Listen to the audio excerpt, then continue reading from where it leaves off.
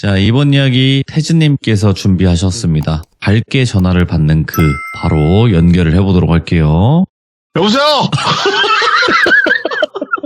오늘은 좀 데시벨이 크네요. 예, 높네. 데시벨이. 오늘 낮잠을 자고 났더니 기분이 좋습니다. 안녕하세요. 예. 네, 반갑습니다. 동네 바보는 아닙니다. 예. 원래 태즈님이 이런 스타일이 아니셨는데 이게 원래 본 태즈님의 모습일까요? 부끄럽게도 맞습니다. 원래 본인의 모습으로 하는 게 가장 좋다고 배웠습니다. 네, 저희 부모님께서는 밖에 나가서 이불 열지 말라고 말씀하셔가지고, 예. 밖에서는 코로나로 지나치면 마스크 끼고 돌아다닙니다. 이런 느낌이잖아요. 태즈야, 너는 말만 좀 줄이면 너무나 멋진 아들이야. 이런 느낌으로. 예, 반은 먹고 들어간다고 말씀을 항상 하십니다. 근데 저는 그것도 다 하나의 매력이라고 생각을 합니다. 또 진중할 땐 진중하지 않습니까? 이야기 시작했을 때. 맞습니다. 네, 맞습니다. 네. 자, 그러면 오늘 태즈님의 섬뜩한 이야기 바로 출발을 해보도록 하겠습니다. 렛츠가! 기리십니다. 태즈예요.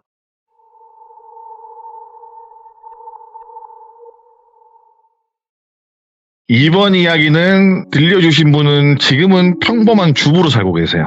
옛날에는 짧게 하셨지만은 연예인 코디도 하셨고, 패션 쪽으로 일도 짧게 하셨고, 동대문에서부터 시작해서 이것저것 많이 하시다가, 그쪽 업계가 질리기도 하고, 힘들어서 결혼도 하고, 애를 낳고, 지금은 배 나온 평범한 아주머니로 살고 계신데, 예. 친해요. 저보다 한도에 많은 누나의 이야기인데, 지금은 솔직히 동대문 가서 옷을 사는 사람들 별로 없지 않나 전 생각을 들어요. 작년에 제가 갔을 때만 하더라도 사람들이 많이 없더라고요. 근데 저희 또래만 하더라도 2000년대 초반 그때만 하더라도 동대문에서 옷 사러 많이 갔거든요. 두타, 밀리오레나 두타 막 하고, 거의 APM. 삥 뜯겼죠 사실. 이거 사라고 강대받고 맞아요. 무섭지. 아무튼 저랑 비슷한 나이대를 가지신 분들이면 추억일 수 있는 그때 그 시절 쇼핑몰에서 벌어진 이야기를 오늘 전달해 드리고자 합니다. 쇼핑몰 가보죠. 네네네. 그때 이 누나랑 친해진 것도 그때 제가 가끔 그런 데 앞에 영등포 타임스퀘어나 동대문 그쪽에 야외 무대가 있잖아요. 거기서 공연을 하던 시절에 친해졌어요. 그 누나하고. 친해지고 지금까지 연락하고 지내는데 그 누나한테 들었던 얘기를 하려고 하는데 편의상 누나의 이름은 돌순이라고 칭하고 이야기를 하겠습니다. 돌순이는 인서울 패션 전공학과를 나왔어요. 그만큼 패션에 대해서 관심도 애초에 많았고 대학을 졸업하면서부터 가죽 공방을 원래 맨 처음 하고 싶어 했대요. 가죽으로 지갑 만들고 이런 거 있잖아요. 그게 돈이 좀 많이 들었대요. 생각보다. 그래서 수중에 돈이 없다 보니까는 친구와 함께 동대문에서 농부를 하게 돼요. 그때가 아마 2000년대 한 초중반 그 시절이었고 옷을 파는 매대에서 일을 하는 게 아니라 옷감 같은 걸 떼다 주거나 쇼핑몰이나 디자인 시안 같은 걸 받아가지고 옷을 만들어서 납품을 한다든지 아니면 카피를 떠서 지금은 불법이고 그때도 불법이지만은 제작을 한다던가 그런 식의 일을 했다 하더라고요. 도매로도 옷을 떼기도 하고 소매로도 옷을 떼주기도 하고 그런 식으로 했다고 하는데 전 솔직히 들어서 잘 뭔 말인지 모르겠습니다. 이 부분에 아시는 분들은 혹시라도 나중에 말씀해 주시고 아무튼 디자인도 하고 옷감도 만지고 이래저래 실무에 도움이 되는 직장에서 일선으로 뛰면서 그래도 경험이라는 게 쌓일 거 아니겠습니까? 그래도 이게 언젠가 도움이 될 거다라는 생각에 진짜 열심히 살았대요. 보통 저희는 아침에 출근하고 오후에 마치잖아요. 근데 이 사람들은 거의 반대더라고요. 자정쯤에 출근해가지고 오후 1-2시 마치고 거의 그런 식으로 살았다고 하더라고요. 이제 그 동대문 쇼핑몰 옆에 보면은 평화시장이라고 하는 시장이 하나 있어요. 그 옆에 천이 하나 흐르거든요. 근데 그 천을 지나면은 도매점 가게부터 해가지고 지금은 제 기억으로 갔을 때 호텔 같은 것도 있고 했던 기억이 나는데 그 당시 때 호텔은 없던 걸로 기억을 하고 도매점 가게에 많았던 그런 상가 같은 게 포진되어 있었다고 하더라고요. 근데 여기 밤에 가보신 분은 알겠지만 그 시절에 낮에는 사람이 그래도 많아서 활기차 보여요. 근데 저녁만 되면은 되게 많이 으슥해요 거기가. 지금은 어떻게 변했는지 저는 잘 모르겠지만 그 시절에 저녁 때 거기를 지나간다 꽤나 담력이 강했던 사람인 걸로 기억을 합니다. 그러니까 막말로 한창 잘 나가던 그 동대문 쇼핑몰 타워 그 시절에 다리 하나로 두고 이렇게 분위기가 상반되어도 되나 싶을 정도로 새벽까지 삐까뻔쩍한 동대문 패션타워 쪽을 넘어서서 말씀드린 그 장소로 오면은 너무너무 조용하고 여기서 범죄가 일어나도 여기는 진짜 모르겠다 라고 생각이 들 정도로 고요하고 적막했다고 하더라고요.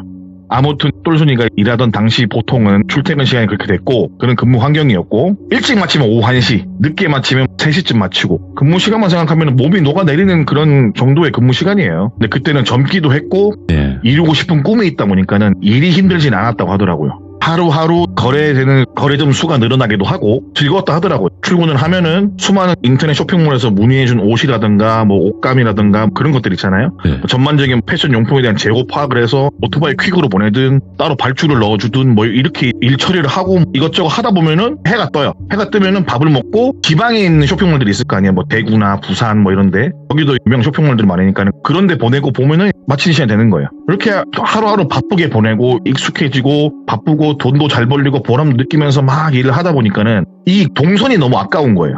지금 있는 사무실에서 내가 여기저기 왔다 갔다 하기에는 시간이 너무 많이 소요되는 거예요. 그래서 안 되겠다. 그냥 동대문 옆에 바로 있는 데를 구하자라는 생각으로 아까 말씀드렸던 그 고요하고 약간 밤 되면 으스스한 그런 곳에서 공실로 비어있는 사무실을 임대를 받게 됩니다.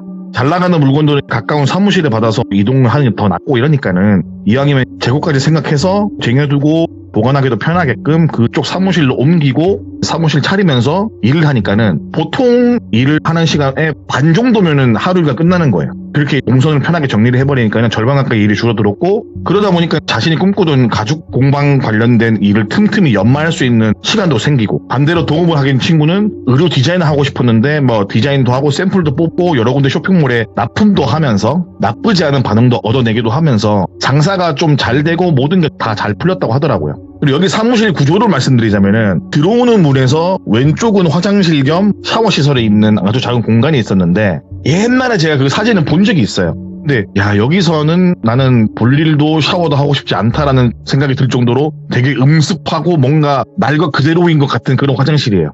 그럼 약간 좀 그냥 기분이 좀 그래서 보면서 야 이거는 여기서 씻을 바에 그냥 밖에 나가서 비 온나 씻지 약간 이런 생각이 들 정도로 그런 공간이었는데 아무튼 그런 공간이 있고 이제 출입문 정면에서 바라보면 사무실인데 창문이 없어요. 그리고 환기를 시키려면은 위에 이제 환풍기를 통해서만 가능했고 뭐 벽에 벽지 같은 건 없고 그냥 페인트 칠된 시멘트 벽 같은 거 있잖아요. 그냥 사무실 공간. 근데 공간은 꽤 넓어서 물건을 쌓아두기 좋을 만큼 넓었는데 물건을 쌓아둔 건 넘어서 작업용 책상 그리고 그 책상 앞에 컴퓨터가 놓아져 있고 그 구석에 조그만하게 라꾸라꾸 침대가 있었어요. 일정상 집에 왔다 갔다 귀찮거나 바쁜 날에는 잠을 잘 수 있도록 라꾸라꾸 침대 주변에 파티션 같은 걸 쳐놔가지고 그래도 좀 아늑한 공간으로 만들어 두었다고 하더라고요. 가끔 여기서 서로 같이 자기도 하고 바쁜 날은 돌아가면서 쪽잠도 자고 아득바득 일을 물고 돈을 많이 벌었다고 합니다. 주변에서도 이제 일 처리가 깔끔하고 성실하다고 이제 뭐 소문이 나니까는 일감이 점점 늘어나는 거예요. 그리고 지방 쪽에 들어가는 모든 옷들은 거의 이분들을 거치지 않고는 들어간다고 말할 수 없을 정도로 진짜 잘 됐다고 하더라고요. 그래서 제가 그때 얼마나 벌었냐라고 물어봤죠. 근데 우스갯소리로 하는 말이 한 달에 몇 천만 원은 그냥 우습게 들어왔대요. 근데 우리는 그걸 써보지도 못할 만큼 바빴다. 그래서 우리는 그냥 장난삼아서 우리 이렇게 일하면은 국세청에서 왜 이렇게 돈 많이 버냐고 잡으러 올 것 같다고 할 정도로 열심히 일하고 많이 벌었다고 합니다. 아무튼 그렇게 일에 치여서 살다가 친구한테서 이상한 얘기를 듣게 된 거예요. 그러니까 그 이야기인 즉슨 그 상가 건물 1층에는 작은 담배 가게가 있어요. 우리가 흔히 버스 정장 앞에 보면은 그 담배나 버스카 충전하는 그런 조그만한 공간 아시죠? 지금은 좀 보기 힘든데 그런 가게가 있었다고 하더라고요. 예. 근데 그 가게 1층에서는 뭐 담배나 버스카 충전 신문만 파는 게 아니라 따뜻한 두유도 팔고 삶은 계란 같은 것도 팔았대요. 그래서 출퇴근길에 배고프거나 출출하면 거기서 계란도 많이 까먹고 두유도 많이 사먹었다 하더라고요. 근데 거기에 계신 담배가게 사장님께서 하시는 말씀이 야 젊은 사람들이 진짜 열심히 산다. 새벽에도 나와 있고 오후에 뭐 문 닫아도 뭐 있어도 뭐 퇴근은 언제 하는 거냐 라고 물으시길래 아 저희가 업무가 바빠서 사무실 안에서 쪽잠 잘 때도 있고 출퇴근 시간이 항상 불규칙하다라고 어르신께 말씀을 드리니까 한창 나이 때 놀기도 잘 놀아야 되고 돈도 중요한데 다 좋다. 근데 그 내가 주제넘은 이야기일 수도 있는데 방금 아가씨 이야기 듣고 생각났는데 거기서 잠은 좀 안 자는 게 좋지 않을까? 라는 말씀을 하시게 되는 거예요. 순간 와 왜 잠은 여기서 자면 안 되나요? 혹시 뭐 계약적으로 이게 뭐 문제가 되는 부분인가 라고 물어보니 아니 뭐 그런 건 아니고 여기 워낙 새벽에 어두컴컴하고 여기서 뭐 새벽에 집에 가겠다고 나와도 밝은 데까지 걸어가는데 한참 걸리는데 조금 일찍 마치고 그냥 아가씨들 위험할까봐 뭐 그냥 노파심이 하는 말이다 이렇게 말을 뭉뚱그려서 넘기더래요. 그래서 뱀으로 봤을 때 그 느낌이 어르신이 살짝 움찔하면서 말을 돌리는 그런 느낌이 뭔가 쎄하더래요. 그래서 그걸 듣고 올라온 돌순이 친구는 말을 해주는 거예요. 그래서 아저씨가 이러이러한 얘기를 하더라. 근데 그때가 워낙 바쁠 때예요. 막 일을 하면서도 그래 아유 근데 야 지금 그런 소리 할 때가 아니라 지금 일할 게 천지다. 일단 일부터 하자 이러면서 그냥 넘긴 거예요. 그때 그 일을 아무것도 아닌 듯. 이렇게 또 하루를 바쁘게 살다 보니까는 달력은 어느 12월을 가리키고 있었고 연말에 사실 12월 전까지 할 수 있는 모든 일들은 몰아서 해놓고 12월 달은 스키장에서 보내자라는 생각을 했대요 원래. 근데 현실은 그렇지가 않죠. 12월이면은 봄 신상도 해야 되죠. 2월 된 상품 뭐 연말 특가 뭐 이런 거 많잖아요. 엄청 바빴대요. 휴식이고 나발이고 더 바빴다고 하더라고요. 그렇게 바쁜 일정이다 보니까는 집에 들어갈 시간이 있겠습니까? 없죠. 눈 뜨면 일해야 하고 밥이 콧구멍으로 들어가는지 목구멍으로 들어가는지 모를 정도로 먹을 만큼 밥도 빨리 먹고 일도 빨리 하고 엄청 바빴대요. 근데 그쯤에 그 바쁜 시간이 조금 지났을 쯤에 건물의 주인이 바뀌었다는 소리가 들리는 거예요. 건물주가 바뀌었으니 아마도 비워야 될 수도 있다 이 자리를. 아니면은 뭐 재계약할 수도 있다. 근데 이사를 가야 될 수 있으니까는 그거를 준비해놔라고 관리인께서 말씀하신 거예요. 건물주가 말한 게 아니라 그 건물을 관리 관리인께서 와가지고 말을 한 거예요. 그래서 하시는 말씀이 그렇게 될 수 있으니까는 일단 내가 말은 잘해보겠다. 아가씨도 열심히 일하고 여기서 뭐 왔다 갔다 하기 편하니까는 내가 건물주한테 잘 말해놓을 테니까는 혹시 모르니 이사 준비는 해라 라고 했지만은 다행스럽게도 이사하는 상황은 벌어지지 않았고 대신에 건물주가 여기 건물이 너무 노후화돼 있으니까는 안에 좀 리모델링 좀 하고 싶다 라고 해서 일주일 동안만 사무실을 비워달라는 연락을 받은 거예요. 근데 사람이 죽으란 법은 없는지 때마침 자주 거래하던 옷 가게들이나 인터넷 쇼핑몰들이 연말에 남은 기간 동안 재고 정리를 해야 된다. 우리도 남은 거 털어야 되니까는 앞으로 뭐 당분간은 옷 받을 일이 없다. 이런 식으로 돼버려서 뭐 딱히 바쁠 일이 없었대요 그때. 그래서 당장 가지고 있는 물품만 빨리 정리하면 되니까는 창고로 비워야 되니까. 그래서 시간적으로 대략 이렇게 이것저것 바쁘게 처리하고 보니까는 일주일 정도 쉬는 시간이 돌아오더래요. 딱 일주일 정도 휴가 시간이 돌아오길래 와 그래도 연말에 이렇게 보상을 받네 이러면서 일주일 동안 꿀맛 같은 휴가를 떠납니다. 일주일간의 휴가를 마치고 사무실로 돌아와 보니 벽 도색도 밝게 다시 하고 화장실도 깔끔하게 되어 있는 거예요. 아까 말씀드렸다시피 그냥 비 오는 날 밖에서 그냥 씻고 말지라는 마인드가 들 정도로 어두컴컴하고 뭔가 기분이 안 좋은 화장실이었는데 깔끔하게 잘 되어 있더라고요. 그리고 뭐 알고 보니까 벽에 창문이 원래 있던 거였어요. 그 환풍기 있던 그 밑에가 합판 같은 걸로 창문 쪽을 막아둔 거를 합판을 걷어버린 거예요. 그걸 걷어내니까는 사무실 내부 한쪽 벽이 통창처럼 미닫이로 큰 창문이 하나 생겨서 환기도 좋고 볕도 쐬면서 일할 수 있는 공간이 되어서 너무 좋았다고 하더라고요. 너무 좋아서 건물주한테 연락을 드리고 싶지만은 번호를 모르니까는 그냥 관리하시는 분한테 연락을 드려서 고맙다고 말씀드리니까는 관리인분께서 다짜고짜 하시는 말씀이 근데 아가씨들 그거 알고 있었어? 이러는 거예요. 뭘요? 그러니까는 합판 뜯어내니까는 합판 안쪽에 먼 부적이 그리 많아. 아가씨들은 몰랐어? 라는 이야기 듣게 됩니다. 그래서 그 돌순이가 부적이라니요? 아니 내가 그 리모델링 한다고 했을 때 업자들이 와가지고 갑자기 작업을 못하겠다고 해서 가보니까는 유독 그쪽 호실에 아가씨들이 있는 호실에 합판이 되어 있더라고. 원래 창문 자리인데. 그리고 뭔 놈의 부적이 그리 많은지 뭐 웃돈 주고 철거해달라고 했다. 그래서 이렇게 됐는데 아가씨도 아는 거 없냐고. 아니 없었다. 우리는 그냥 이게 벽인 줄 알았다. 애초부터. 우리는 창문이 있는 것도 몰랐다. 그냥 벽인 줄 알았다라고 말하니까는 그 관리인분께서 그러니까 다른 호실도 다 창문이 있는데 여기만 왜 벽으로 되어 있지? 이거 전에 세입할 때도 이랬나? 잘 모르겠네. 뭐 이런 식으로 넘기시는 거예요. 아무튼 뭐 뜯어보니 합판 안쪽에다가 부적을 수백 개를 붙여놨다라는 이야기를 듣게 되는 겁니다. 자신들은 모르는 일이라고도 하고 전화를 끊었는데 뭔가 기분이 좀 쎄하잖아요. 찜찜하고. 하지만 또 언제 그러냐는 듯이 워커홀릭 마냥 일이 바쁘니까 일에 치이고 뭐 이렇게 바쁘고 막 하니까 하루하루를 보냈다고 하더라고요. 근데 그쯤부터 알게 된 이상한 게 하나 있는데 밤에 작업을 할 때 뭔가 누가 쳐다보는 느낌이 드는 거예요.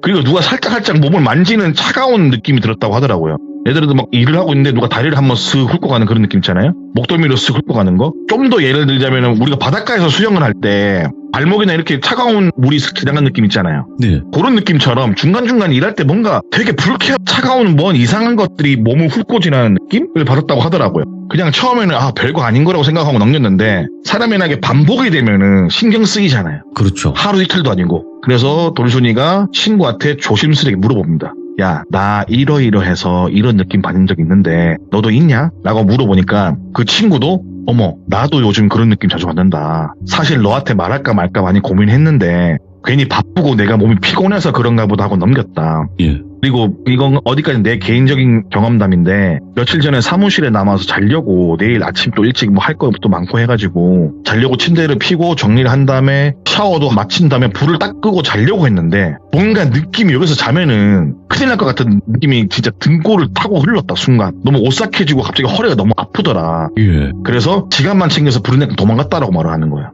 택시 타고 집에 잤다고. 근데 그 말을 들은 돌순이는 미신 같은 걸 크게 믿지도 않고 귀신을 크게 믿지도 않고 그렇다고 안 믿지도 않는 상태인데 괜시리 느낌이 불안해가지고 그러면 우리 뭔가 좀 이상한 것 같으니까는 당분간은 우리 급한 것들만 처리하고 너무 늦게까지는 작업을 하지 말자. 뭔가 느낌이 쎄하니까는 원래 시간이 예를 들어서 밤 10시에 뭐 출근해서 오후 1시에 집에 가는 게 일정이었다면은 무조건 밤 9시 전에는 집에 가고 다음날 점심때쯤 출근을 하되 급한 일이 있거나 뭐 무언가 물건을 가져다 주고 해야 될 일이 있으면은 최대한 미리 전달을 해주고 오고 아니면 점심 중으로 일 처리를 하는 방식으로 변화를 시켰대요.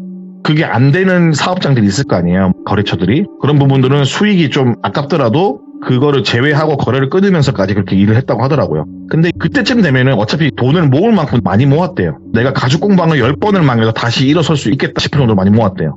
그리고 이제 슬슬 이거 평생 할 생각이 아니었기 때문에 자기네들이 일궈놓은 이런 거를 팔려고 했대요. 주변 사람들이나 뭐 모르는 사람이나 하고 싶은 사람이 있으면 팔려고 했대요. 그 시기쯤에서. 그래서 뭐 딱히 꿀리는 게 없으니까는 그런 식으로 이렇게 일 처리를 했는데 이렇게 일 처리를 하면서도 돈은 벌리고 잘 되고 바쁘기는 여전히 바쁘면서 지내는 와중에 그 가게를 처분하기 위해서 가게를 내놨어요. 인수 조건도 자신들이 가지고 있던 거래업체 다 넘겨주는 조건으로 목돈을 만들어서 거기를 벗어났다고 하더라고요. 이렇게 인수인계하고 일 처리하고 뭐 새로운 사람한테 알려주고 노하우도 뭐 전수해주고 마지막으로 뭐 주변 상가나 그래도 뭐 친하게 지냈던 다른 호실들 방문해서 인사하고 음료수 같은 거 나눠드리고 그 거래했던 곳에 가서 마지막 인사를 드리려고 내려와서 가끔 가던 작은 그 담배가게 그 아저씨한테 인사를 갔어요. 이래저래 인사를 주고받고 하는 와중에 구멍가게 아저씨가 말씀하신 게 뭐냐면은 그 아가씨들 내가 이제서야 하는 이야기인데 한번 들어볼래? 이러는 거야.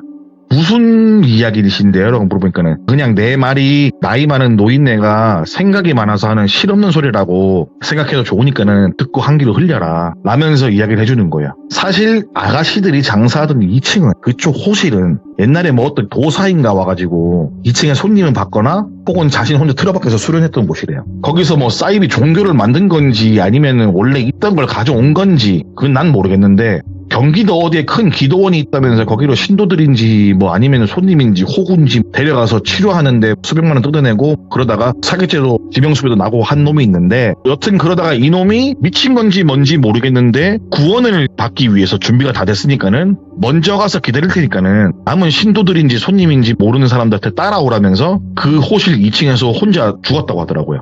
근데 이놈이 뒤질 때 남겨놓은 유언장에 1000명을 데리고 가야 자신이 구원을 받고 힘을 얻는다고 적어두고 뒷일을 부탁하니 어쩌니 저쩌니 살아생전에 뭐 내 가게도 자주 왔는데 와서 하는 소리라고는 다 이런 실없는 소리밖에 없었다. 뭐 지옥 같은 현세를 벗어나서 구원을 받니 어쩌니 세상이 아무리 거지 같아도 그걸 믿는 바보 천지는 나는 아닌지라. 아하. 한 귀로 듣고 한 귀로 흘렸지만은 근데 사건은 여기서 끝이 아니라 웃긴 거는 이놈이 뒤지고 나서 별 생각 없이 그냥 하루하루 살아가는데 내가 문득 알게 된 사실이 있었다. 어느 날 뉴스를 보는데 많이 본 얼굴이 뉴스에 나오는 거야. 자주. 사이비 기치료사인지 사기꾼인지 네. 같이 다니던 사람이 있었는데 진도 들어주고 그랬던 사람이 있었는데 그 사람이 뉴스에 나온 거야. 내가 얼굴을 잘 알지. 왜냐면 왔다 갔다 많이 했으니까. 그래서 뉴스를 보면서 이 사람이 왜 뉴스에 나왔냐 하고 보니까는 알고 보니 이 사람이 연쇄살인범이라고 잡혔대요. 어이구. 뉴스에 이름이 나왔다. 예. 정남규라고. 아. 사이비 사기꾼은 죽었고 거기에 자주 들락날락하던 놈은 살인범이라고 잡혔고 근데 어디까지나 내 생각인데 이 개같은 자식 말고도 여기서 신도라고 설치는 인간들 중에 하나같이 전과자 아니면 뭐 출신이 명확하지 않은 애들 많았다. 예. 그래서 관리인도 방을 빼라 뭐라 말하다가도 나쁜 일 생길까봐 별 말을 못했다. 그럼 내가 이런 세세한 이야기를 어떻게 하냐고 물어보면은 관심이 있어서 여기저기 뭐 들으려고 수소문한 게 아니라 알다시피 난 여기 담배도 팔고 계란도 팔고 하다 보니까는 와서 사람들이 시시껄렁한 얘기를 많이 한다. 그러면은 여기 뭐 그 당시 때 사기칠 때도 형사가 왔었고 뭐 주변 사람들 신도들도 오거나 뭐 이렇게 들어보면은 이 내용을 내가 종합을 해봤을 때 이런 이야기가 나오는 거다. 아무튼 이야기 듣다 보니까는 그 사이비 종교를 믿는 놈인지 뭔지가 사라지고 나서 이상한 사람도 나타났고 거기다가 내가 좀 더 이게 아구가 맞다고 느낀 게 뭐냐면은 정남규라는 했던 말이 사람을 1000명을 죽여야 했는데 못 죽였다. 그래서 안타깝다. 라는 인터뷰를 했다. 그걸 보면서 관계가 있지도 않을까라는 생각을 한다. 근데 나는 내 개인적으로는 맞다고 생각하는데 그거는 뭐 내가 이상하게 말한 걸 수도 있고 아닐 수도 있고 근데 나는 개인적으로 그 생각을 한다. 라고 말을 하는 거야. 그리고 그렇게 장사를 했던 그 2층 아가씨들이 있던 그 원래 자리는 대부분 사람들이 6개월은커녕 몇 달을 제대로 살지도 못하고 나갔다. 희한하게 다들 일이 그렇게 안 풀렸는지 못 버티고 망하거나 반 미쳐 나갔는데 아가씨들은 왜 멀쩡한지 모르겠다. 뭐 내가 그냥 괜한 노파심으로 이야기하는 거고 어디까지나 내 생각이니까 이게 맞다 틀리다는 말은 못하지만은 일전에 이런 일이 있었다고 말해줄까라고도 옛날에 마음 먹었다가 하루에도 수십 번씩 가게를 왔다 갔다 하는 아가씨들 일하는 거 보니까는 가게에 붙어있는 시간은 얼마 없겠구나라는 생각이 들어서 말을 아꼈다. 네. 아무튼 이제 나간다고 하니까는 이 실없는 늙은이가 나가는 마당에 하는 그냥 실없는 소리라고 듣고 흘려라. 근데 가만 보니까 아가씨들 2명 말고 1명은 아직 안 내려왔네? 이러는 거예요. 참고로 돌순이하고 친구 둘이서 동거를 했어요. 근데 아저씨가 말하는 거는 왜 3명이 다 안 내려고 2명만 내려왔냐는 거예요. 그래서 돌순이가 네? 저희가 2명인데요? 그러니까 아니야 2명 아니야. 아가씨들 3명이었어. 이러는 거예요. 무슨 말인지 물어보니까는 늘 내려올 때 2명씩 내려왔대요. 그러니까 예를 들어서 뭐 원단 들고 어디 가야 될 일 있으면은 1명이 안 오고 꼭 2명이 내려왔대요. 아가씨들이 혼자서 다니는 거 본 적이 없다. 늘 2명에서 왔다 갔다 했고 이 아가씨 내 기억나고 그리고 아가씨 한 명 더 있지 않냐. 아니다 우리 2명밖에 없다 라고 말하는데 아저씨 얘기를 종합적으로 듣다 보니까 내린 결론이 뭐냐면은 저녁 시간대만 꼭 둘이서 내려오는 거야. 아침 시간대는 혼자서 오르락 내리락 하는 걸 봤는데 저녁 시간대만 2명이서 오르락 내리락 하는 거야. 그러니까 점심 때는 돌순이나 돌순이 친구만은 이제 오르락 내리락 하는 거고 이 얘기 듣고 이 아저씨가 왜 이럴까? 우리한테 그냥 가는 마당에 그냥 놀리려고 이러는 건가? 이런 생각을 했대요. 그래서 일단 이야기를 마무리 짓고 너무 찝찝하잖아요. 그래서 거래처에 인사를 하러 간다 그랬잖아요 아까. 그래서 거래처에 가서 이런 이야기를 했대요. 저희가 혹시 여기 거래하러 갈 때 몇 명 왔냐고 밤에 올 때 그러니까 가끔씩 2명씩 왔다고. 근데 항상 새벽에 우리 쪽에 볼일을 보러 오면은 뭐 뒤에 어떤 여자도 가끔 왔다. 우리도 바쁘고 물건만 놓고 가니까는 그냥 같이 일하는 사람인가 보다 하고 어차피 물건만 전해주고 가기 바쁘니까는 뭐 이런저런 이야기를 할 시간이 없어서 묻지는 못했는데 왜 무슨 일이 있냐고. 아니라고. 또 다른 가게에 가서 물어봤대요. 마찬가지로 밤에는 항상 둘이서 왔대요. 근데 그쪽 그 거래처 사장님 좀 많이 친했대요. 그래서 인상 차이가 기억나냐니까는 보자. 야 근데 희한하다. 왜요? 그러니까 얼굴도 기억 안 나고 머리가 길었는지 짧았는지도 기억 안 나고 옷을 뭐 입었는지 기억도 안 나고 여자가 맞는지도 기억이 안 나고 희한하네. 여자라고는 말을 했는데 이 사람의 키가 얼마인지 이런 게 아무것도 기억이 안 나네. 왜? 무슨 일이야? 라고 하는 거야. 그리고 그 여자는 누군지 그리고 전에 있던 사이비사기꾼인지는 뭔지 궁금하잖아요. 알아보고 싶잖아요. 근데 어차피 떠나는데 그게 뭐가 중요한가 싶어가지고 솔직히 담배가게 어르신 이야기는 어르신 이야기 짜증게 하고 뭐 그냥 어르신의 망상은 넘길 수 있지만은 귀신이 딱히 피해준 게 없으니까는 따라오겠나라는 생각에 아무렇지도 않게 잊고 살았대요. 물론 겪은 이야기를 지금 들어온 사람한테 말을 했대요. 우리가 있던 호실이 이러는데 그래도 괜찮겠냐니까 그분은 나는 귀신 안 믿는다. 나를 장사할 테니까 신경 쓰지 말아라고 했고 딱히 별일은 없었다고 하더라고요. 그렇게 모든 걸 다 잊고 아무렇지도 않게 살다가 시간이 흘러서 결혼을 앞두고 처음으로 용하다는 무당집에 점을 보러 갔다고 하더라고요.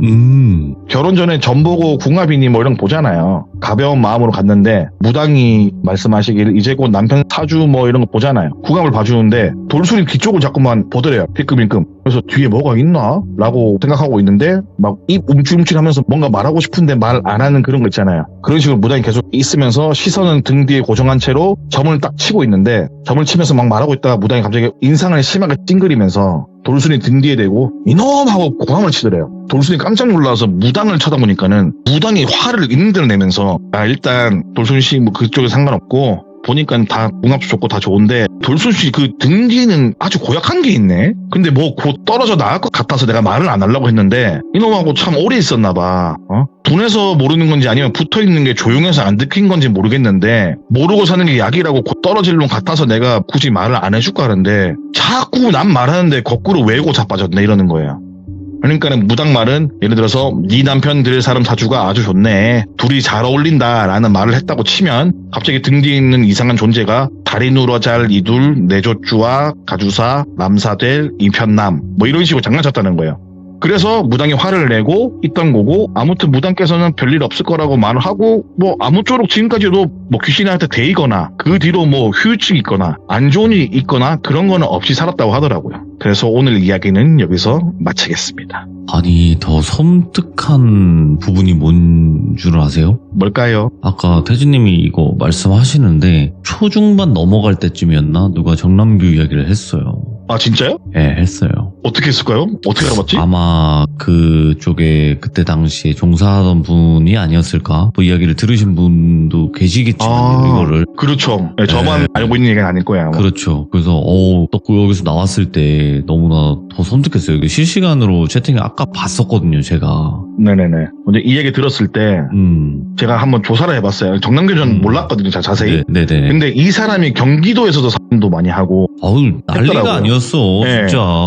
그래서 보니까 또 동대문에서도 했더라고요. 예. 보면서 충분히 그럴 수 있겠다는 생각이 좀 약간 드는 이야기였고. 그렇죠. 예. 사람이 아니죠. 예. 네, 맞습니다. 오늘 태진님의 이야기, 본인만의 이야기가 아니라 또 아시는 분들이 이렇게 조금씩 써주시는 거 보니까 부분 채팅창에 이제 그때 도매 소매상가 다 뒤집어졌었다. 사장님 내신 물건도 받으러 오던 직원분이셨는데 하면서 그렇군요. 그렇게 다 뒤집어진 또 이야기였고 그리고 또 이게 팩트 체크 된 거 아니겠습니까? 좋은 거죠 뭐. 네, 인생은 팩트의 연속입니다. 알겠습니다. 그러면 이제 다음에 네. 또 다시 뵙도록 하겠습니다. 감사합니다. 네, 안녕히 계세요. 안녕히 계세요.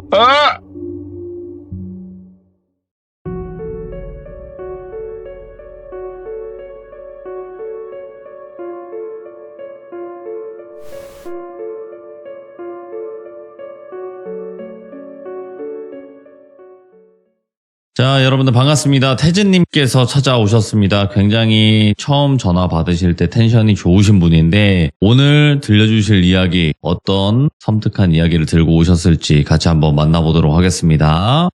여보세요? 여보세요? 안녕하세요? 안녕하세요. 안녕하라고 강요하지 마십시오. 알아서 하겠습니다. 명령하지 마라 이렇게 해주세요. 명령하지 마라. 반갑습니다. 예. 네, 오랜만입니다. 아이고. 그러니까요. 오늘 또 이렇게 밝은 모습으로 찾아와 주셔서 감사해요. 왜냐면 이렇게 밝게 와주시는 것만으로도 뭔가 하루에 너무나 또 힘들고 걱정이었던 것들이 이렇게 한 번 더 웃음으로써 날려버릴 수 있어요. 그렇죠. 또 우리 또 귀족님들도 이렇게 잠깐이나마 웃으시면은 또 맞아요. 건강에 좋지 않겠습니까? 맞습니다. 아이고. 네. 자, 제가 돌비님 소변으로 가는 동안 네. 떠오른 노래가 하나 있어요. 한번 들어볼 수 있을까요? 부르진 않고요. 제목은 말씀드릴게요. 네. 제목이 뭐죠? She's Gone. She's gone. 예, 오늘 뭐 변기 뭐 부시고 오신 것 같은데. 아이고. 예, 바로 출발하시죠. 네, 감사합니다. 자, 그러면 바로 오늘 이야기 어떤 이야기일지 출발을 해보도록 하겠습니다. 렛츠 고! 기리십니다. 태제요!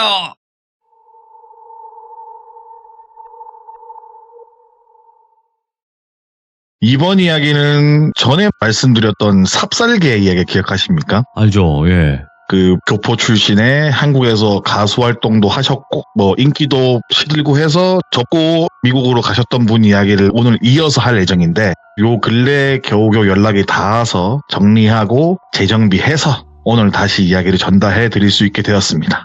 이분은 한국에서 꽤나 유명한 가수 활동을 하셨고 세월이 지나가면서 추억 속으로 점점 잊혀지는 사라지는 그런 가수가 되시다가 일련의 사고를 겪으시고 뭐 그걸로 가신 건 아니지만 여튼 다시 미국으로 돌아가셔서 생활을 할 때 이야기입니다. 뭐 이야기를 다시 여쭐 때 말씀하신 거는 지역 같은 건 밝히지 말아달라. 그냥 크게 미국이라고만 설명을 드려야 될 것 같고 언제나 그렇듯 이야기 속 주인공은 똘비로 오늘도 칭하겠습니다. 이렇게 똘비는 한국에서 활동을 하고 미국으로 돌아온 뒤에 한 3년 가까이 가만히 집에서 요양만 했다고 하더라고요. 정말 가끔 친구들 만나서 이야기도 하고 술도 한두 잔 하기도 했고 근데 거의 모든 시간은 집에서 게임만 했다고 합니다. 뭐 게임이라는 게 온라인 게임을 했던 게 아니라 콘솔 게임 위주로 뭐 친구들끼리 가끔 모여서 4인 큐도 돌리기도 했고 뭐 이렇게 콘솔 위주로 게임 많이 했고 이런 식으로 무덤덤하게 어찌 보면은 백수처럼 지내다 보니까는 예. 시간을 보내다 보니까 슬슬 게임도 질리는 시기가 오잖아요. 뭐 프로게이머도 아니고 뭘 먹고 살아야 되나 하는 고민을 할 때쯤 소일거리 삼아서 시작해보려고 한 게 한국에서 가수들이 예를 들어서 뭐 LA 한인축제, 어디 한인축제 이런 식으로 공연을 오잖아요. 아니면은 뭐 다른 한국 가수가 미국에서 콘서트를 개최한다거나 아니면 아시아에 있는 어떤 가수나 어떤 그런 쪽에서 미국으로 공연을 오거나 이럴 때 행사에 도움을 주는 에이전시 같은 걸 하는 분을 아는 지인에게 소개를 받았어요. 예. 그래서 그분이 있는 작은 에이전시 같은 곳에서 처음에 일을 조만간 시작하기로 한 거예요. 근데 앞선 이야기를 들으신 분은 아시겠지만 일전에 그런 기묘한 일을 겪은 다음에 미국에 살 때 삽살개를 어떻게든 수소문해서 한 마리를 키우고 계셨대요. 근데 요 녀석의 특징이 헛짓음은 없고 애교도 크게 없고 뭐 친구들이 오든 가끔 내가 외출을 나가든 술을 진탕 먹든 그냥 옆에만 붙어가지고 가만히 앉아있고 눈만 껌뻑껌뻑거리면서 자기만 쳐다보고 이렇게 가만히 앉아있고 되게 얌전한 아이였대요. 그렇게 소일거리 삼아서 에이전시 일을 하려고 첫 출근을 하려고 하니까는 옷을 차려입고 나가려고 하니까 걔가 와서 냄새를 킁킁 맡더래요. 그리고 바지자락을 물고 안 놓아줬다고 하더라고요. 낑낑거리고 바지를 살짝 물었다가 놨다, 두 발을 들고 몸에 안겼다가 뭐 내려왔다가 주변을 돌다가 한두 번 지졌다가 평상시에 하여간 볼 수 없는 행동들을 하길래 예. 내가 오랜만에 옷 차려입고 이러니까 낯설어서 그런가? 내가 출근하는 걸 아는 건가? 그런 식으로 생각을 하다가 문득 머릿속으로 스쳐 지나간 게 일전에 있었던 일도 있었고 그러다 보니 아니면 혹시 내가 뭐 안 좋은 건가? 라는 생각이 들었다고 하더라고요. 그래서 일전에 벌어졌던 일 때문에 삽살개에 대해서 다른 시각을 가지고 있던 터라 그냥 애교를 피우거나 그런 모습을 본 게 아니라 내가 지금 나가면 안 될 상황인 건가? 라는 생각까지 도달하게 됐다 하더라고요. 그런 생각이 들었고 불길한 느낌을 갑자기 심하게 받게 돼서 그날 같이 원래 보기로 했던 원래 출근하기로 했던 에이전시 그 아는 지인에게 연락을 하게 됩니다. 오늘 몸 컨디션 조절에 실패해서 몸이 심하게 지금 아파서 병원을 가야 될 것 같다. 오늘 약속한 거 알고 나가는 거 아는데 정말 죄송한데 오늘 말고 내일 뵈면 안 되겠냐, 출근하면 안 되겠냐, 죄송합니다라고 이렇게 이야기를 하는데 그 소개받았던 에이전시 그 하시는 분이 아니 오늘 진짜 중요한 행사인데 몸이 진짜 너무 안 좋은 거 아니면 와줄 수 없냐, 당일날 이렇게 펑크 내는 게 말이 되냐, 업무에 지장이 생긴다, 오신다고 해가지고 많은 사람들도 모아놓고 이렇게 했는데 이렇게 되시면은 곤란할 것 같다, 앵간하면은 몸이 조금 나으시면은 와서 인사라도 하고 가는 게 어떻겠냐라고 말을 하는 거예요. 근데 뭔가 마음속으로 내키지가 않더래요. 약간 근데 마음이 좀 약해지려고 할 때 삽살개가 전보다 더 과격하게 자신한테 달려드는 거예요. 온몸으로 막으려는 자꾸 낑낑거리고 막 어쩔 줄 몰라 하는 행동을 자꾸 취하길래 안 되겠다, 이 녀석이 이러는데 분명히 이유가 있을 거다 라는 생각에 저도 어지간해선 피해를 안 주고 싶은데 오늘 진짜 몸이 너무 안 좋다, 내일 꼭 뵙고 말씀드리겠다니까는 그런 식으로 실랑이를 벌였대요. 한 10여 분 정도 간곡하게 부탁도 해보고 이렇게 해보고 하는 사이에 어쩔 수 없지 않냐, 그러면 내일 뵙겠다라고 말하면서 전화통화를 끊게 돼요. 근데 이런 전화를 받고 나서도 이게 맞나 싶은 생각이 들고 있는데 전화를 끊고 소파에 앉으니까 강아지가 또 가만히 있더래요. 그때도 가만히 앉아 눈만 꼼뻑꼼뻑하면 자기를 쳐다보고 있고 마음 한켠으로는 진짜 뭔가 있는 건가? 뭐 때문에 이러는 거지? 라는 생각이 드는 거예요. 그냥 별거 아닌 건데 내가 일을 크게 생각한 건가? 라는 생각을 가지면서 그렇게 하루를 보냈다고 하더라고요. 이렇게 뉘엿뉘엿 해가 지고 저녁 무렵이 되었을 때 친한 지인한테 한 통의 전화를 받게 되는 거예요. 전화의 내용인 즉슨 원래 일을 하려고 가려고 했던 그곳 사장, 그러니까 아까 말씀드렸던 그 지인이었던 에이전시에 가시는 분이 사기꾼이다, 지금 투자한 사람들 행사 관련된 업체들 돈 받으려고 잠수를 탔다 라는 이야기에 전화를 받게 되는 거예요. 근데 사실 이 똘비라는 분도 그 사업에 투자를 하기로 했어요. 그날 가서 투자를 하기로 했는데 아무래도 잊혀져가는 가수라고는 해도 워낙 그래도 한국에서 A급 수준의 연예인이었고 그런 시절을 보내다 보니까는 자신의 얼굴과 이름으로 내걸고 사업을 할 생각으로 규모도 좀 키워보고 투자도 받으려고 했던 시기였는데 그 사기꾼이었던 지인 소개를 받은 사기꾼이 어느 정도 투자자가 모이고 돈이 모이니까 들고 튀어버린 거예요. 사실 첫날 그날도 나가서 하려고 했던 게 뭐냐면은 투자금에 대한 서명 그리고 뭐 계좌이체 같은 그런 일들이 있잖아요. 그런 걸 하기로 했던 날이었다고 하더라고요. 그렇게 친한 지인이 전화 받고 사기꾼이었다는 말을 듣고 그 전화를 받고 나니까 멍하게 서 있었다고 하더라고요. 그리고 삽살개를 한번 딱 쳐다보고, 근데 그 삽살이를 쳐다볼 때 삽살개가 어떻게 했냐면은 나 잘했지, 나 대견하지 라는 표정으로 마치 해맑게 웃으면서 자신을 향해서 일어나서 꼬리를 흔들고 있더래요. 그 모습이 뭔가 대견하기도 하고 진짜로 이 녀석이 크게 사기당한 걸 막아준 건가? 라는 생각을 가지게 되어서 머리를 연신 쓰다듬어주고 그래도 뭔가 기특한 마음에 간식도 주면서 크게 사기를 당할 뻔했던 자신을 구해줬던 그런 이야기가 하나 있고요. 아무튼 이런 일이 벌어지고 한두 해가 더 지나가고 할리우드나 개인적으로 뭐 더미를 제작하는 업체에서 일을 하게 됐다고 하더라고요. 그 더미라는 거를 모르시는 분들이 계실까 봐 설명을 드리자면은 쉽게 말해서 사람 모양으로 된 인형들을 만드는 거예요. 영화에서 스턴트맨이나 대역을 쓸 수 없을 때 그런 더미 같은 인형을 제작해가지고 사람처럼 세워놓는 건데 네. 뭐 투자를 한다거나 그런 건 아니고 단순히 일을 하기 위해서 거기에 취업을 했었고 더미 업체에서 일을 하면서 쌓은 노하우로 자신이 직접 그런 사업을 해볼 생각도 있었어요. 네. 그 당시 때 그분 말씀과 생각으로는 앞으로는 이런 특수 분장이나 특수 업체들이 호황을 맞을 거라고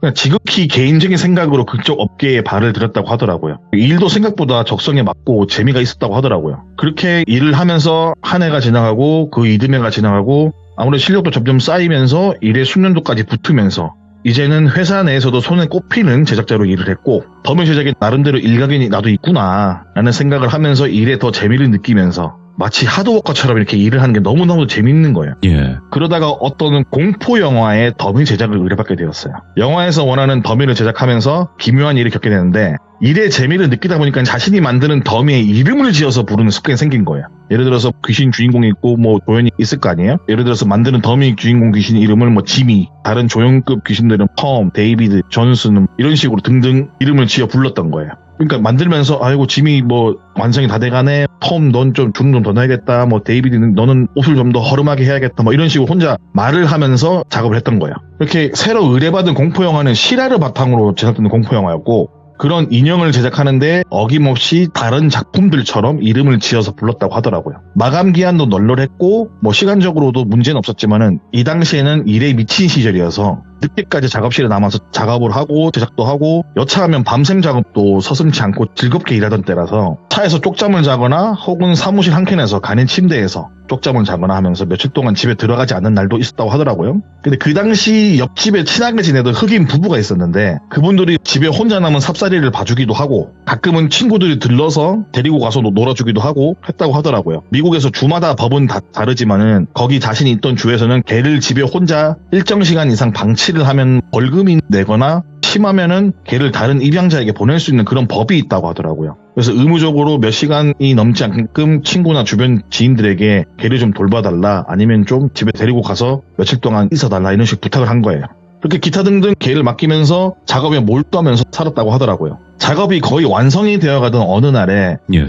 이제 오랜만에 집에 들어가서 며칠 푹 쉬고 올 생각을 하게 돼요. 왜냐면은 그 주가 할로윈 주였거든요. 그래서 할로윈 주를 보내기 위해서 일을 몰아한 것도 있고 늘어지게 잠잘 생각, 늘어지게 술 먹을 생각, 게임할 생각, 뭐 강아지하고 산책할 생각 이런 걸 다 하면서 일을 몰아서 해놓고 기쁜 마음으로 퇴근을 해서 차에서 내려 주차를 한 뒤에 집으로 딱 들어와서 문을 여니까는 삽살이가 거실에 우뚝 서서 똘비를 바라보고 있는 거예요.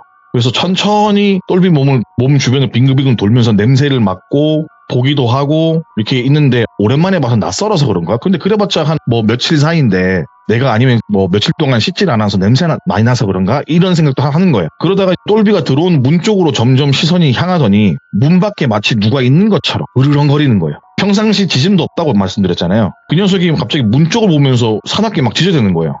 이게 뭐지? 밖에 뭐가 있나? 문 쪽을 보니까 아무도 없어요. 혹시나 밖에 누가 있는가 싶어서 확인을 하려고 현관문을 잡고 밀려고 하니까는 삽살이가 문고리에 올린 손에 자신의 앞발을 가져다 대면서 손을 물려고 가는 거예요. 살살 낑낑거리면서 문 열지 말라는 것처럼. 그래서 이 녀석이 문을 열지 말라고 살살 물려고 하는 건가 아니면 낑낑거리는 건가 이런 생각에 장난을 치는 성격이 강아지가 아니었기 때문에 뭔가 문제가 있나 싶어서 딱히 문을 열지 않고 거실로 가서 소파에 앉아서 낑낑거리고 있는 삽살이를 만져주면서 야 왜 그래 무슨 일이야 하면서 걱정을 하고 있는데 미국은 대부분 창문은 커튼으로 가려두는 집이 많아요. 그 이유는 밖에서 집안을 못 보게 하는 것도 있고 혹여 그렇게 창문을 오픈해두면은 집에 사람이 없거나 아니면 범죄에 노출이 되는 경우가 많다 보니까는 대부분 작은 창문이라도 커튼을 달아서 집안을 볼 수 없게 가려둔다고 하더라고요. 아무 생각 없이 삽살이를 달래주다가 소파에서 일어나서 커튼 쪽으로 슬쩍 다가가서 밖에 누가 있나 보려고 하니까는 삽살이가 세상 사납게 이빨을 드러내고 짖는 거예요. 전에는 그냥 경고성 짖음이었다면 진짜 이번에는 마치 커튼을 열면 나 너 문다? 이런 식의 짖음처럼 들렸다고 하더라고요. 그 정도 짖으니까는 다시 소파로 돌아가서 삽살이를 달래주는데도 삽살이 눈은 창문을 향해 있고 이빨을 무섭게 드러내고 있었다고 하더라고요. 그렇게 뭐 10여 분간 삽살이를 달래주고 좀 잦아들길래 샤워를 마치고 방에 들어가서 잠을 청하려고 했대요. 몸도 피곤하고 아무래도 평상시에 침대에는 절대 올라오라고 안 올라온대요. 삽살이가. 안고 자고 싶어도 절대 안 올라온대요. 끄집고 올라와도 다시 내려간대요. 근데 그날만큼 기를 쓰고 올라와서 같이 자려고 하더래요. 그래서 며칠 떨어져 있다 보니 내가 보고 싶어서 그런가? 라는 생각에 삽살이를 올려서 껴안은 다음에 팔베개를 해주고 그렇게 잠을 청하려고 하는데 팔베개를 잠시 베다가 갑자기 일어나서 똘비가 누워있는 등 뒤로 슬며시 가더래요. 똘비 등 뒤에 창문이 있었는데 그 등 뒤에 가서 우뚝 서서 뒤쪽에 창문 쪽만 계속 바라보고 있더라는 거예요. 예. 뭔가 밖에 이상한 게 있나? 왜 자꾸 밖을 바라보면서 이렇게 있지? 라는 생각을 했고 이 녀석이 이 정도까지 할 정도면 보통 일이 아닐 수도 있겠다라는 생각에 녀석을 달래듯이 다시 등을 반대편으로 돌려서 삽사리를 만지작만지작거리면서 피곤함을 이기지 못하고 잠에 들었다고 하더라고요. 예. 얼마쯤 잠을 잤는지 모르지만은 짙은 어둠에 깔린 상태에서 목이 말라서 잠시 눈을 떴을 때 삽사리는 창문 밖을 계속 보고 있더래요. 그것도 앉아서 보는 게 아니라 서서 보고 있더래요. 그 모습에 걱정이 좀 되긴 하잖아요. 그래서 삽사리를 안고 야 왜 그래? 뭐 밖에 뭐 있어? 무슨 일이야? 왜 그러는데? 이렇게 말을 해도 또 막상 주인 품에 안겨서는 또 세상 순진한 눈망울로 주인을 보면서 얼굴도 핥기도 하고 댕청댕청한 모습도 보이기도 하고 이런데 이 녀석이 오밤중에 자꾸 왜 이러지? 라는 생각을 하게 되는 거예요. 이렇게 물을 한 잔 마시려고 주방으로 걸어 나갔는데 똑같이 따라오더래요. 물을 마신 대로 경계하는 것처럼 창문 쪽을 자기가 앞에 딱 막고 물을 다 마시고 침실로 가니까는 뒤따라서 딱 들어오면서 진짜 경계하듯이 그리고 천천히 걸어가니까 코로 막 밀어요. 빨리 들어가자고 침실로. 그런 몸짓처럼 하면서 잠옷을 깨물기도 하고 해가지고 알았다 하면서 침실로 빨리 들어오게 됐다고 하더라고요. 그래서 잠들기 전에 느낀 게 이거 분명히 뭔가 있다. 이 녀석이 이 정도로 할 거면 뭔가 있다. 근데 그게 뭔지 모르잖아요. 모르니까 내가 일단 딴 생각하지 말고 말이라도 잘 들어야겠다. 여기서 내가 뭐 궁금해해서 뭐 창문을 열거나 그래서 싫어하는 행동을 하지 말고 일단은 이놈이 시키는 대로 해야겠다 싶은 마음에 얼른 침실로 들어가서 다시 눈을 붙였고 다음날 아침이 밝았어요. 아침이 밝은 다음에 따스한 햇살을 보고 싶어서 거실 쪽에 있는 커튼에 젖히 커피 한잔 하는데 어제와는 다른 텐션으로 날이 밝으니까는 옆에 앉아서 커피 마시는 똘비만 멀뚱멀뚱 쳐다보고 있는 거예요. 세상 무해한 눈빛으로. 그 모습 너무 귀엽고 이뻐서 뽀뽀도 해주고 뭐 털 손질도 해주면서 이렇게 하루를 시간을 보내고 있는데 그날 저녁에 요 며칠 강아지를 맡겼던 친구들이 저녁에 놀러 온 거예요. 저녁 식사도 하고 맥주 한잔도 하고 같이 뭐 TV도 보고 이렇게 시간을 보내고 있는데 모여서 하는 얘기라고 해봤자 뭐 이런저런 사는 이야기 주고받는 거잖아요. 그런 이야기를 하던 중에 친구 녀석이 말하기를 야 근데 너희 집에는 너에 대한 충성도 같은 게 엄청난 것 같다 라는 이야기를 듣게 되는 거예요. 그래갖고 실제 삽살개가 충성심이 세고 용맹하잖아요. 가족들한테는 잘하는데 가족 이외의 구성원에게는 좀 까칠한 면도 있다라는 말까지 똘비가 친구들에게 하게 된 거예요. 친구가 이제 말하는 건 또 야 그래서 그런가 요 며칠 내가 대신 맡아서 키울 때 느낀 건데 저녁에 잠을 안 자.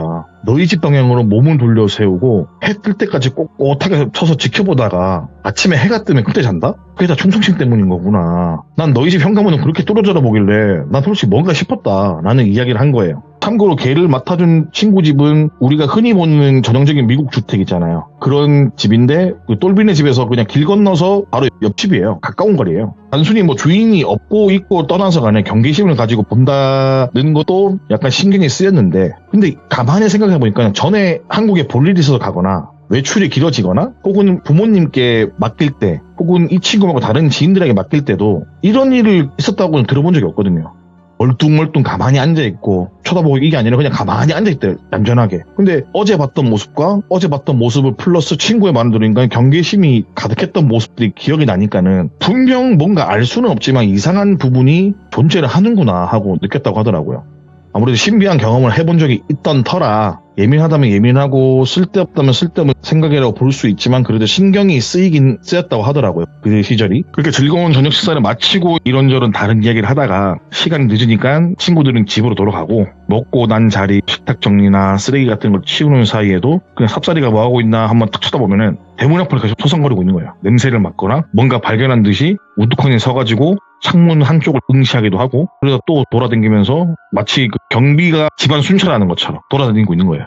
눈에 보이지 않는 무언가 문 밖에 있는 것처럼 진짜 너무 경계심이 심한 모습을 보이니까 뭐지? 하는 생각이 계속 머릿속에 물음표로 뜨고 그렇게 주변 정리를 다 하고 이것저것 정리를 하고 잠자리에 들 준비까지 다 마치고 침실을 향했는데 마찬가지로 어제와 같이 삽살이는 침실 쪽 창문을 바라보면서 침대 위에 올라와서 서 있었고 그 모습을 보면서 말이라도 할 줄 알면 물어볼 텐데 말 못하는 짐승이 어떤 생각을 하고 있는지 지금 왜 이런지 너무 궁금하고 신경 쓰였지만 뭐 딱히 어떻게 할 수 없는 상황인지라 에라 그냥 잠이나 자자라는 마인드로 잠에 들었다고 하더라고요. 그렇게 또 다음날 해가 뜨니까는 삽살이는 자고 있었고 그렇게 며칠 정도는 뭐 집 밖을 안 나가고 그런 거 없이 휴식을 취하고 시간을 보냈다고 하더라고요. 그리고 할로윈 축제 날이 되었어요. 마을 전체가 어느 정도 좀 약간 시끌벅적하고 똘비도 친구들도 뭐 몇몇 이웃들이 모여가지고 파티도 하고 맛있는 음식도 먹고 낮에는 뭐 지역 내에서 축제하는 곳에 들려서 재밌게 놀기도 하고 이렇게 아주 바쁘고 왁자지껄한 하루를 보내고 집으로 돌아왔다고 합니다. 그날 또 뭐 파티다 보니까 술도 많이 먹고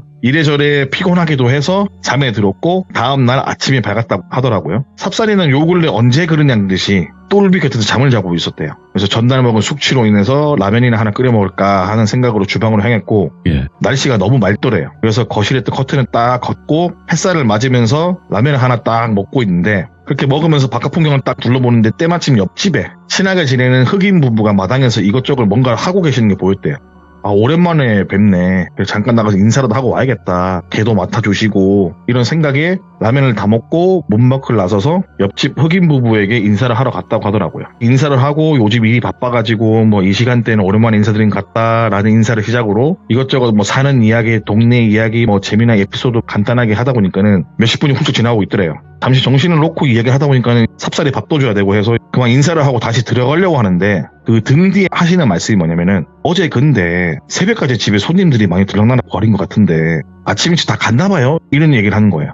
그 순간 똘비가 귀를 의심해요. 새벽까지 손님들이 많이 있었다고요? 네? 라는 말을 하니까는 아니 어제 새벽에 내가 잠시 잠을 깨서 화장실에 갔다가 창문 밖을 바라보는데 똘비씨 집 앞에 할로윈 복장을 한 사람들이 네. 그 대문 앞에 줄지어 서 있더라. 안에 불은 꺼져 있는 것 같았는데 다들 뭐 줄을 서서 들어가기 기다리는 건지 뭔가 재밌는 놀이를 하는 건지 생각을 했다. 라는 이야기를 듣게 되는 거예요. 그 말을 들은 똘비는 그럴 리가 없다. 나는 어제 이렇게 놀고 이 시간대에 들어와서 바로 잠을 잤다. 누구 초대한 적이 없다. 저녁에 새벽에. 혹시 잘못 보신 거 아니냐 라고 말하니까 아니다. 나는 그 광경을 보고 젊어서 그런지 새벽 늦게까지 노는구나. 좋을 때다라는 생각에 네. 때마침 우리 남편도 자다가 잠시 일어나서 같이 봤다 라고 말을 했고 옆에 있던 남편분도 맞다 나도 봤다. 한 5명 정도 분장을 기가 막히게 하고 서 있더라 라는 이야기를 듣게 되는 거예요. 그 말을 듣고 흑인 부부를 이상하게 볼 수는 없고 그렇다고 이분들이 굳이 없는 이야기를 지어서 할 필요가 없는 사람들이잖아요. 그래서 궁금함을 못 참고 물어본 게 그럼 집 앞에 서 있던 사람들의 인상착의가 어떻게 되냐 라는 걸 물어보게 된 거예요. 그러자 그 흑인 부부가 하는 말이 한 명은 옷이 다 해지고 뭐 늘어진 이브닝 드레스 같은 거 입고 있었고 뒤에 있던 사람은 클래식한 정장을 입고 있던 것 같은데 마찬가지로 여기 다 해지고 얼굴은 어떤 분장을 했는지 뭐 잇몸이 뭐 찢어져가 드러나는 마스크인지 분장을 하고 있었고 그 뒤에 서 있는 사람은 10대 소녀 같았는데 옛날에 입었을 것 같은 뭐 10대 소녀의 드레스 같은 걸 입고 서 있었는데 뭐 옷 옆으로는 갈비뼈 같은 것도 드러나는 모습을 보였었고 누가 봐도 진짜 비싼 돈 들여서 코스프레 한 것처럼 사람들이 서 있었다. 그래서 나는 요즘 사람들은 저렇게 진짜 퀄리티 좋게 해서 할로윈 파티를 보내는구나. 옛날 우리 어릴 때는 그냥 마녀 옷에 코만 길게 한다던가 망토에 호박 쓰고 돌아다니는 시절이 아니구나 라는 생각을 했다. 그래서 나는 기억한다. 재밌게 노는구나 이렇게 생각을 했다라는 이야기를 듣게 되는 거예요.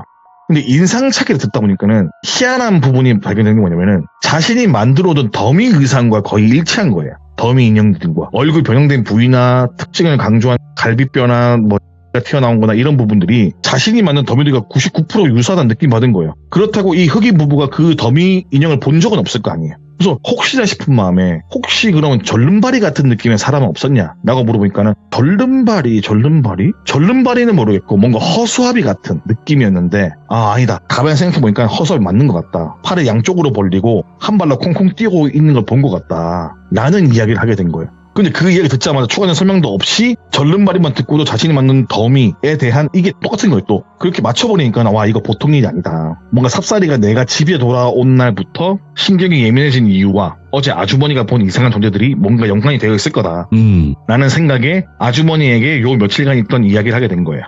여기서 근데 짚고 넘어가야 될 게 제가 굳이 옆집 부부라고 부르지 않고 흑인 부부라고 한 이유는 인종차별이나 뭐 그런 게 아니라 이분들은 뭐 자신들만의 주장이지만은 마리라보의 후손이라고 마을에 소문이 나신 분이에요. 그러니까 미국에 뿌리내린 문화가 딱 2개가 있어요. 네. 부두술과 재즈. 오. 2가지인데 여기서 마리라보라는 존재는 부두술을 미국에 처음 깊게 뿌리내린 존재고 부두술사 혹은 치료사로 불리는 전설적인 인물이라고 하더라고요. 오호, 예. 근데 이분들의 자손들이 살아있다는 말이 있고 죽었다는 말이 있을 만큼 약간 신비적인 존재인데 이 사람들이 우리는 마리라보의 후손이다. 우리 선대가 마리라보다라고 말하고 동네에서도 그렇게 유명한 부두술사예요. 근데 이분들은 저주를 내리거나 그런 부두술을 하는 게 아니고 치료 목적으로 하시는 부두술을 하셨고 봉사활동도 많이 했고 사람들 되게 선했다고 하더라고요. 그래서 부도술 같은 걸 집에서 심심치 않게 했었고 마을 사람들은 그다지 좋아하지는 않았지만은 똘비는 이사를 왔을 때부터 친절하게 대해준 그 부부에게 반감을 가지거나 나쁜 감정은커녕 어려운 일에도 자신 일처럼 도와주기도 했었고 도움 받은 적도 있고 마찬가지로 똘비도 좋은 음식이나 뭐 술 같은 걸 베풀기도 할 정도로 친하게 지내던 이웃이라고 하더라고요. 가끔 뭐 보면은 아주 많은 사람들이 그녀의 집에 방문해서 무언가를 조언을 얻거나 치료의 목적으로 방문하는 걸 봤기 때문에 혹시나 내가 겪은 지금 이상한 기현상에 대한 답을 알지 않을까라는 생각에 요 며칠간 있었던 일을 다 말한 거예요. 걔가 뭐 한 거부터 해가지고 한 걸 다 말을 한 거예요. 그리고 당신들이 봤던 거는 내가 지금 제작 중인 영화에서 쓰이는 더미 인형이다 라는 이야기를 했었고 더미 인형이 살아 움직일 리는 없다. 물론 당신이 물어보기 전에 난 그냥 그들의 특징을 물어봤을 뿐인데 그 특징들이 궁더덕이 없이 모든 게 더미 인형이 똑같다 라는 이야기를 똘비가 하게 된 거예요. 그리고 똘비가 말을 하면서 당신이 봤던 이브닝 드레스는 뭐 예를 들어 짐이고 클래식한 정장을 입은 게 뭐 톰이고 그 뒤에 누구는 제이슨이고 누구는 데이비드고 뭐 이런 얘기를 주저주저 하는데 흑인 부인께서 갑자기 말을 끊고 말씀하시길 지금 인형들에게 하나하나 이름을 지어서 불러주고 있었냐 라고 물어봤다고 하더라고요. 똘비는 내가 작업을 하면서 애착을 가지고 만든다 보니까는 이름을 지어서 불러주고는 있다. 더미 인형이 좀 내가 한 땀 한 땀 정성 들여서 만들어서 이름을 지어서 불러줬다 라는 이야기를 하는 순간 그 부인께서 말씀하시길 동양은 어떤지 몰라도 우리 부두에서는 인형은 두 가지로 나눈다. 저주를 내리거나 행운을 주거나 저주를 낼 때도 인형을 쓰고 이 사람에게 행운을 줄 때도 인형을 쓴다. 더미도 어찌 보면 당신의 손으로 만든 인형이고 이름을 지어주고 불렀다면은 아마도 얘들이 온 건 나쁜 뜻으로 온 건 아닌 것 같긴 하다. 만약에 네가 했던 모든 말이 다 사실이라면은 사실 할로윈데이는 지금은 상업적인 이미지가 강하지만은 원래 귀신들이 설치고 돌아다니기 가장 좋은 날이다. 그래서 그 시즌쯤 되면은 귀신들이 많이 돌아다니는 것도 있다 사실. 그래서 아마 인사를 하러 온 건 아닐까라는 생각을 한다 조심스럽게. 만약에 나쁜 뜻으로 왔다면은 어떻게든 당신한테 해를 가하려고 했을 거고. 그러니까 일단 그렇게 해를 가하려고 한 건지 아니면 그냥 좋은 의미로 온 건지 모르니까는 당신의 충성심 강한 개가 혹시 모를 참사를 막기 위해서 그렇게 긴장을 하고 경계를 한 것 같다. 적어도 내가 보기엔 그러한 것 같다. 근데 만약에 오늘도 당신네 강아지가 경계심을 가진다면은 일수로 보면은 그건 좀 위험할 수도 있겠다. 오늘도 혹시 헛짓음을 하거나 경계를 하면서 경비를 쓰면은 나한테 한번 다시 찾아와라. 내가 어떻게 해야 될지 해결 방안을 말해주겠다. 라는 이야기를 듣게 되는 거예요. 그 이야기를 듣고 잠시나마 위로 아닌 위로를 받은 뒤에 얼떨떨한 상태로 집에 돌아오니까는 삽살이가 소파에서 누워서 눈만 껌뻑껌뻑 하면서 똘비를 바라보고 있는 거예요. 그 부부께서 말씀하신 게 진실인지 아닌지 알 수는 없지만은 예. 이 녀석이 나를 지킨다고 요 며칠 고생한 거 아니에요 쉽게 말해서. 그래서 털도 다시 또 한번 빗어주고 특식도 내어주고 뭐 이것저것 챙겨주었고 다행스럽게도 그날 저녁부터는 경계심 없이 그냥 주인 옆에 붙어서 언제나 늘 봐왔던 얌전한 삽살이로 돌아왔다고 하더라고요. 우려했던 대로 다시 그 인형들이 찾아오는 일은 없었던 거죠. 다시 정상화가 된 삽살이의 일상으로 돌아온 뒤 휴가를 보낸 뒤 출근하게 되었는데 보통 더미 제작을 하면은 만든 걸 접어서 놓거나 이런 게 아니라 테이블 위에 하나씩 가지런히 놓아두었다고 하더라고요. 근데 그날 출근했을 때 누군가가 마치 포개둔 것처럼 한 곳에 가지런히 다 포개져 있더래요. 그래서 이상하다. 누가 내 사무실에 들어왔나? 라는 생각에 다른 직원에게 물어보니 무슨 소리냐. 네 작업실 키는 너 말고 가지고 있는 사람이 없는데 우리가 어떻게 네 작업실 들어갈 수가 있겠냐. 키는 너만 들고 다니는 거다. 이거 한계다. 라는 이야기를 전해 듣게 되는 거예요. 근데 자신이 포개진 상태로 두고 퇴근한 건 절대 아니었거든요. 왜? 미완성 작품은 그렇게 포개두고 갈 만큼 정신머리가 없던 상태도 아니었고 미완성이기 때문에 더더욱 하나하나 소중히 펼쳐놨는데 포개져 있던 거죠. 그래서 순간 든 생각이 진짜 혹시 집 앞으로? 이 녀석들이 온 건가? 라는 생각을 한 번 더 하게 되었고 그 뒤로는 더미 인형의 이름을 지어서 불러준다던가 따로 신경 써서 챙겨주는 거는 그만두었다고 합니다. 오늘의 이야기는 여기까지입니다. 아무튼 태진님은 그냥 오셔서 이렇게 밝게 인사만 해주시고 가셔도 저는 너무나 좋은데 이런 듣기 힘든 이야기까지 들려주셔서 저는 더 좋은 것 같아요. 아닙니다. 감사합니다. 안녕하세요. 예, 수고하셨습니다. 예. 아무튼 오늘 진짜 너무너무 고생 많으셨습니다. 이게 쉬운 게 아니에요. 진짜 이 참여한다는 게 정말 쉬운 것도 아니고 준비도 하셔야 될 텐데 그 바쁘신 시간 쪼개가면서 이야기 들려주셔서 다시 한번 너무너무 감사드립니다. 고맙습니다. 아닙니다. 감사합니다. 또 다음 주에 또 뵙겠습니다. 네, 감사합니다. 예, 충성! 네. 예. 태진님의 이야기에는 이런 기묘하면서 신묘한 이야기들이 많거든요. 정말 무서운 이야기도 있지만, 그래서 여러분들 돌비 태지라고 검색하시면 정말 또 수많은 이야기들이 나와요. 꼭 들어보시는 걸 추천드립니다. 감사합니다.